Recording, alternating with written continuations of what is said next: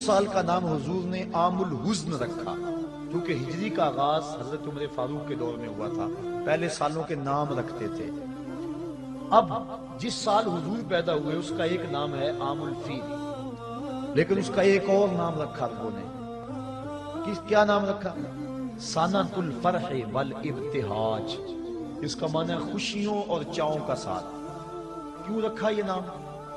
اس لیے انہیں تو نہیں پتا تھا کہ حضور آئے، حضور کی ولادت کا تو پتا تھا، لیکن یہ نہیں پتا کہ یہ نبی ہے، اور جنہوں نے رکھا وہ امتی نہیں تھے، ماننے والے نہیں تھے۔ پھر کیوں رکھا انہوں نے اس نام کا؟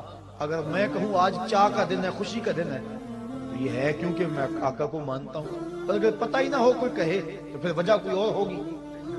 تو انہوں نے اس سال کا نام رکھا سنۃ الفرح والابتہاج۔ علماء کہتے ہیں کیوں رکھا؟ اس لیے رکھا کہ درختوں پہ پھل زیادہ آیا۔ جس سال حضور پیدا ہوئے چشموں کا پانی بڑھ گیا، چراگاہیں سرسبز ہو گئی، جانوروں کا دودھ بڑھ گیا۔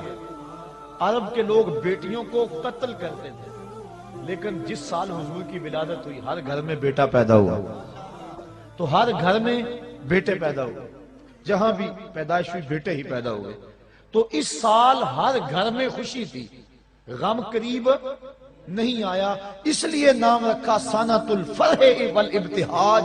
یہ خوشیوں اور چاؤں کا سال ہے، تخلیق مصطفیٰ۔ اور وہ کب ہوئی؟ جب وقت کا تعین اور تشخص نہیں تھا۔ دوسری ولادت مصطفیٰ، اور ولادت 12 ربیع الاول کی سہانی گھڑی، جب صبح صادق طلوع ہو رہی تھی، دن اور رات کے سنگم میں حضور پیدا ہوئے۔ چونکہ رات کی خواہش تھی حضور میرے دامن میں آئے، اور دن کی آرزو تھی کہ میرے دامن میں آئے۔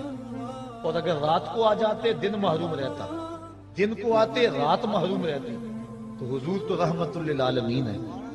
اس لیے دن آ رہا تھا، رات جا رہی تھی، جہاں دونوں کا ملاپ ہو رہا تھا وہاں مصطفیٰ جلوہ گر ہو گئے۔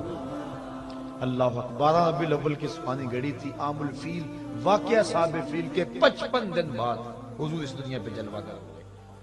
یہ ہے حضور کی ولادت، اور حضور کی ولادت کی خوشی لوگوں نے کی، اور جس نے بھی حضور کی ولادت کی خوشی کی اللہ نے اس کو محروم نہیں رکھا۔ اور وہ آپ علماء سے سنتے آئے ہیں، اس کو دہرانے کے لیے وقت چاہیے کہ ابو لہب نے بھتیجا سمجھ کے لونڈی کو آزاد کیا، بھتیجا سمجھ کے آزاد کیا، نبی سمجھ کے تو نہیں کیا، لیکن جس انگلی سے یوں اشارہ کیا بس اتنے میں آزاد، اور اس انگلی سے ٹھنڈا اور میٹھا پانی بھی ملتا تھا، عذاب میں بھی تخفیف ہوتی ہے۔